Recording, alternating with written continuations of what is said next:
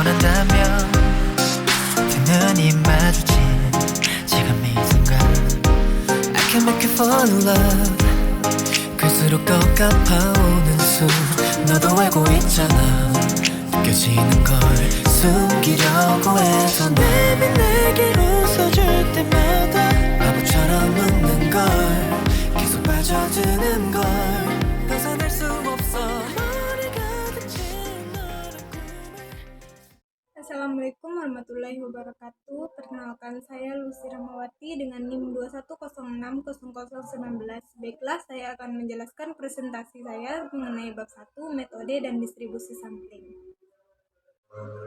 Assalamualaikum warahmatullahi wabarakatuh. Perkenalkan saya Lucy Rahmawati dengan NIM 21060019. Baiklah, saya akan menjelaskan presentasi saya mengenai bab 1, metode dan distribusi sampling. Baiklah, sebelum masuk ke materi, saya akan menjelaskan dulu pengantar dari metode dan distribusi sampling. Banyak peristiwa ekonomi dan keuangan yang harus diketahui karakteristiknya agar berguna dalam pengambilan keputusan bisnis. Beberapa peristiwa dalam ekonomi dan keuangan serta kaitannya dengan keputusan bisnis dapat digambarkan dalam contoh sebagai berikut. Yang pertama, meningkatkan pendapatan. Seperti yang dikatakan Kompas pada 29 April 2014, mau kaya harus punya side job. Survei Sosial Ekonomi Status (SES) merupakan upaya untuk mengetahui bagaimana masyarakat dapat meningkatkan pendapatan agar masuk dalam kelas menengah atas. Survei dilakukan dengan memilih 500 responden yang merupakan masyarakat usia produktif yang berusia antara 18 sampai 50 tahun. Metode pemilihan sampel dilakukan dengan metode random sampling melalui wawancara telepon. Hasil survei menunjukkan bahwa hasil kerja sampingan mampu meningkatkan pendapatan antara 45 sampai 65%. 2. Pengaruh penurunan suku bunga Bank Indonesia. Penurunan suku bunga Bank Indonesia (SBI) hingga di bawah 8% per tahun yang diikuti dengan penurunan suku bunga pinjaman sektor perbankan memberikan peluang bagi para investor untuk mengembangkan usahanya dengan memanfaatkan kredit dari bank. Untuk mendapatkan kredit dari bank tentunya kita harus mengetahui beberapa informasi, yaitu berupa suku bunga kredit, berapa lama masa pengembalian kredit, berapa lama masa tenggat waktu pembayaran, dan bagaimana persyaratan untuk mendapatkan kredit. Pada tahun 2013 terdapat 120 bank nasional termasuk cabang bank asing dan bank pembangunan daerah yang berpotensi di Indonesia. Dan lebih dari 1.700 bank perkreditan rakyat, masing-masing dari bank tersebut memberikan suku bunga, masa pengembalian, dan persyaratan kredit yang berbeda-beda. Bergantung dari kebijakan setiap bank untuk memilih bank manakah yang paling bagus. Masing-masing dari bank tersebut memberikan suku bunga, masa pengembalian, dan persyaratan kredit yang berbeda-beda. Bergantung dari kebijakan setiap bank untuk memilih bank manakah yang paling bagus. 3. Produk reksadana. Pada 6 tahun terakhir, yaitu tahun 2008 sampai 2013, kondisi ekonomi makro Indonesia kurang stabil karena pengaruh krisis ekonomi global, kenaikan harga bahan bakar minyak dan gas, serta tuntutan kenaikan upah buruh. Pada jangka waktu tersebut, tercatat harga BBM naik sebanyak 2 kali dan harga gas sekali. Tingkat inflasi rata-rata 5,9% dengan tingkat inflasi tertinggi sebesar 11,06% pada 2008 dan tingkat inflasi terendah sebesar 2,78% pada 2009. Rata-rata pertumbuhan ekonomi selama 6 tahun terakhir sebesar 6,37%, suku bunga bank yang relatif rendah, dan nilai tukar rupiah terhadap dolar Amerika pada kisaran 9.600 rupiah. Pada saat suku bunga deposito rendah, banyak dana milik masyarakat yang dialihkan dalam bentuk investasi selain deposito. Salah satunya adalah reksadana. Reksadana adalah pilihan investasi dengan tingkat hasil yang lebih tinggi dari deposito, namun memiliki risiko yang juga lebih besar.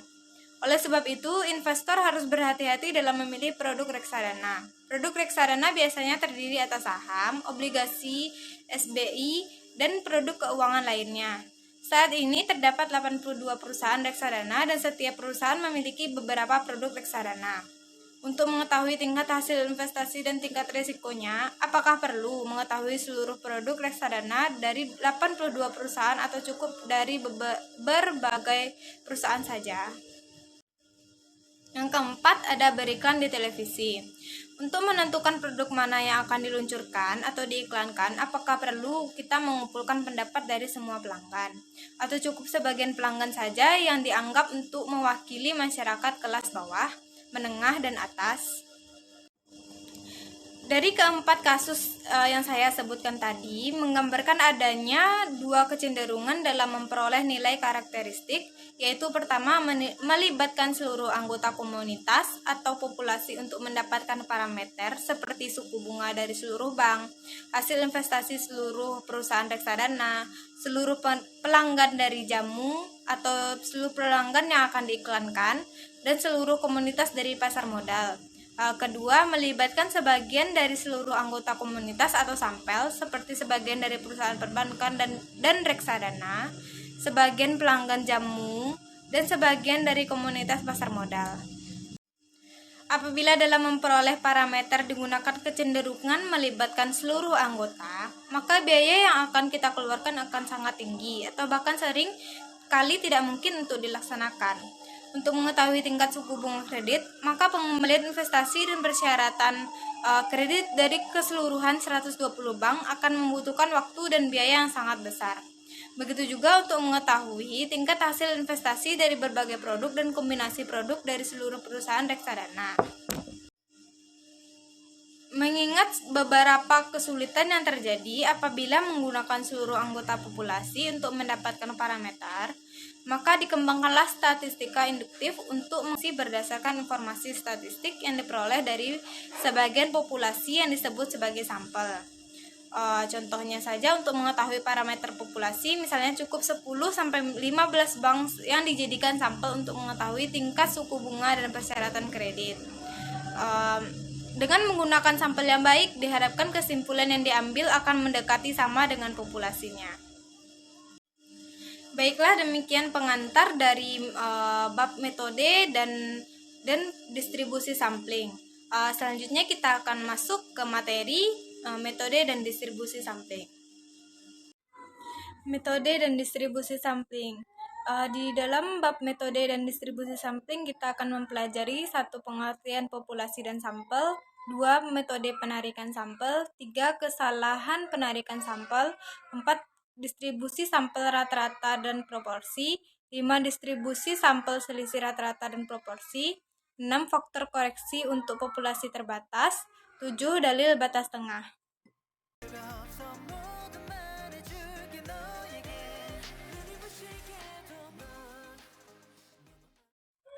Baiklah, kita masuk kepada materi hubungan sampel dan populasi. Ini contoh dari gambar populasi dan ini contoh dari gambar sampel. Populasi ialah kumpulan dari semua kemungkinan orang-orang, benda-benda, dan ukuran lain yang menjadi objek perhatian atau kumpulan seluruh objek yang menjadi perhatian. Sifatnya itu terbatas, unsurnya terbatas berukuran N. Contoh, populasi bank, populasi perusahaan reksadana, dan tidak terbatas, suatu populasi yang mengalami proses secara terus-menerus sehingga ukuran N menjadi tidak terbatas perubahan nilainya. Sedangkan sampel yaitu suatu bagian dari populasi tertentu yang menjadi perhatian.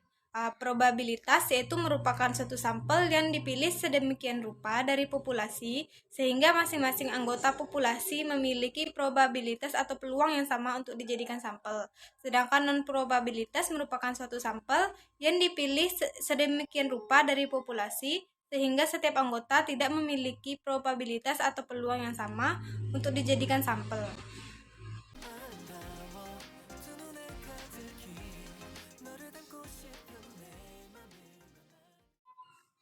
Selanjutnya, metode penarikan sampel, probabilitas, dan sampel non-probabilitas. Di dalam metode penarikan sampel probabilitas dapat dilakukan secara 1. Penarikan sampel acak sederhana, 2. Penarikan sampel acak terstruktur, 3. Penarikan sampel cluster. Pertama, saya akan jelaskan tentang penarikan sampel acak sederhana, yaitu pengambilan sampel dan populasi secara acak tanpa memperhatikan strata yang ada dalam populasi, dan setiap anggota populasi memiliki kesempatan yang sama untuk dijadikan sampel. Sedangkan penarikan sistem kocokan yaitu sama seperti sistem arisan. Ketiga yaitu menggunakan tabel acak, yaitu memilih sampel dengan menggunakan suatu tabel acak. Dalam penggunaannya ditentukan terlebih dahulu titik awal. Selanjutnya itu penarikan sampel acak terstruktur. Maksudnya penarikan sampel acak terstruktur dilakukan dengan membagi anggota populasi dalam beberapa subkelompok yang disebut strata. Lalu suatu sampel dipilih dari masing-masing stratum. Selanjutnya penarikan sampel sistematis. Maksudnya penarikan dikatakan sampel sistematis apabila setiap unsur atau anggota dalam populasi disusun dengan cara tertentu secara alfabet dari besar, kecil, atau sebaliknya. Kemudian dipilih titik awal secara acak, lalu setiap anggota ke K dari populasi dipilih sebagai sampel. Metode penarikan sampel non-probabilitas dilakukan: 1. Penarikan sampel sistematis, 2. Penarikan sampel kuota, 3. Penarikan sampel purpoise. Selanjutnya proses stratifikasi. Ini adalah contoh proses stratifikasi populasi tidak berstrata. Sedangkan ini yaitu contoh populasi terstrata. Di dalam populasi tidak berstrata, kita kelompok-kelompokkan menjadi populasi berstrata, sehingga semua jenis kelompok-kelompoknya sama.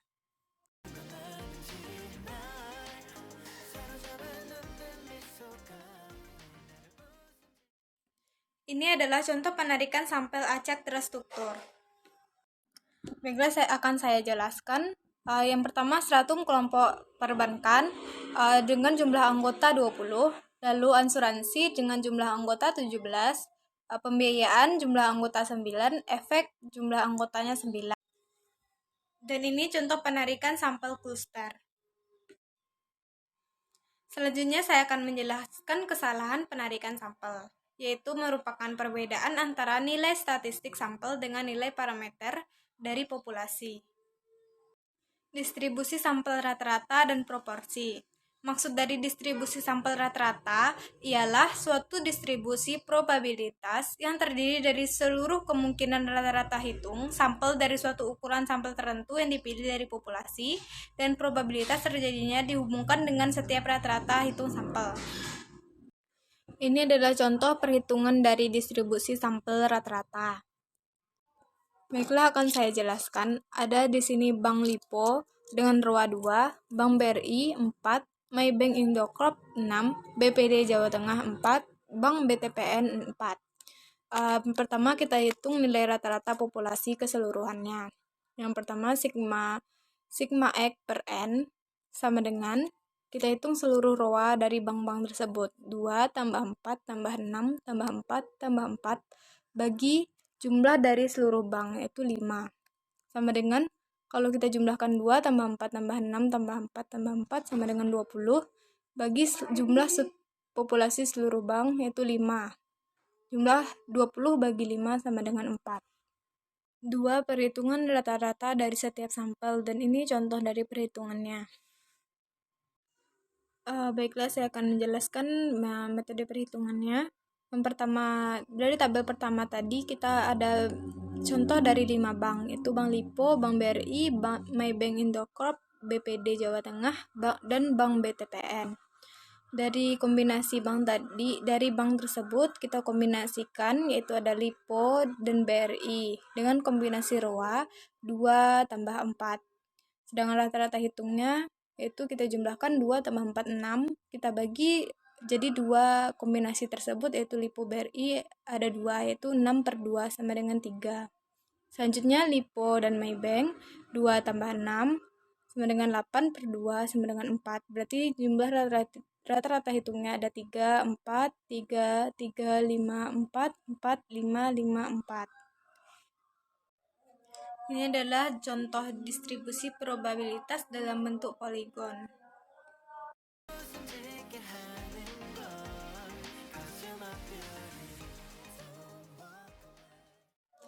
Ini adalah rumus dari nilai rata-rata sampel. Dan ini rumus dari standar deviasi populasi. Dan ini rumus dari standar deviasi sampel. Selanjutnya distribusi sampling proporsi. Ada nilai rata-rata proporsi dan ini rumusnya. Nilai standar deviasi sampel proporsi dan ini rumusnya. Selanjutnya ada standar deviasi proporsi dengan rumus ini.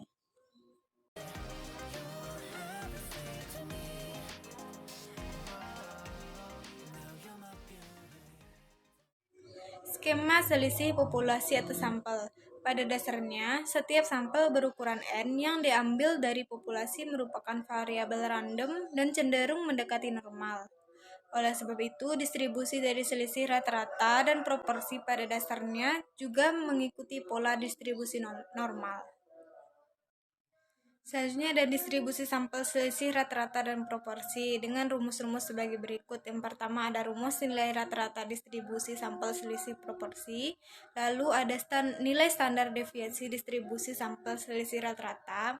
Lalu selanjutnya ada nilai Z untuk distribusi sampel selisih rata-rata.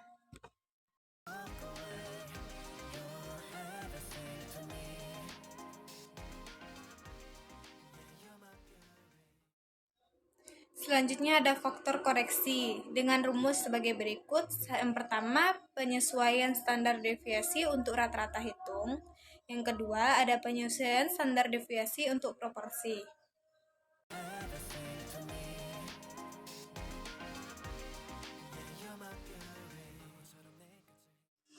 Baik, demikian materi pada hari ini. Saya akan mengambil kesimpulan. Yang pertama, sampel merupakan bagian dari populasi. Ada beberapa alasan mengapa menggunakan sampel dalam sebuah penelitian, yaitu 1. Mendata dan menghubungi populasi seringkali menghabiskan waktu. 2. Biaya untuk mempelajari seluruh unsur dalam populasi sangat mahal. 3. Tidak mungkin menguji secara fisik seluruh unsur populasi. 4. Sifat pengujian yang destruktif. Selanjutnya, yang kedua ada beberapa metode penarikan sampel. Di antaranya 1. Penarikan sampel probabilitas yang terdiri dari penarikan sampel acak sederhana, penarikan sampel terstruktur, penarikan sampel cluster. Lalu penarikan sampel non-probabilitas, yaitu penarikan sampel didasarkan pada penilaian atau karakteristik tertentu. Metode penarikan ini mungkin memberikan hasil yang bias. Beberapa metode non-probabilitas adalah 1. Penarikan sampel sistematis, 2. Penarikan sampel kuota, dan penarikan sampel purposif. Yang ketiga, ada kesalahan penarikan sampel adalah perbedaan antara nilai statistik sampel dengan nilai parameter dari populasi. Yang keempat, distribusi sampel dari rata-rata hitung sampel dan populasi adalah suatu distribusi probabilitas yang terdiri atas seluruh kemungkinan rata-rata hitung sampel dari suatu ukuran sampai tertentu yang dipilih dari populasi, dan probabilitas terjadinya dihubungkan dengan setiap rata-rata hitung sampel. Distribusi probabilitas yang terdiri atas seluruh kemungkinan rata-rata hitung sampel dari suatu ukuran sampai tertentu yang dipilih dari populasi, dan probabilitas terjadinya dihubungkan dengan setiap rata-rata hitung sampel. Lalu yang kelima, distribusi sampel selisih rata-rata dan proporsi. Distribusi sampel selisih apabila terdapat 2 atau lebih populasi yang diambil sebagai sampel. Selanjutnya yang keenam, faktor koreksi adalah usaha untuk memperbaiki hasil dugaan parameter dan diterapkan jika rasio N lebih besar dari 0,05. Sedang yang terakhir yaitu dalil batas tengah menyatakan bahwa apabila populasi bersifat normal, maka distribusi sampel rata-rata dan proporsi juga bersifat normal. Baiklah, sekian presentasi dari saya. Jika ada kata-kata yang salah, mohon dimaafkan. Saya akhiri dengan wabillahi taufiq wa hidayah. Wassalamualaikum warahmatullahi wabarakatuh.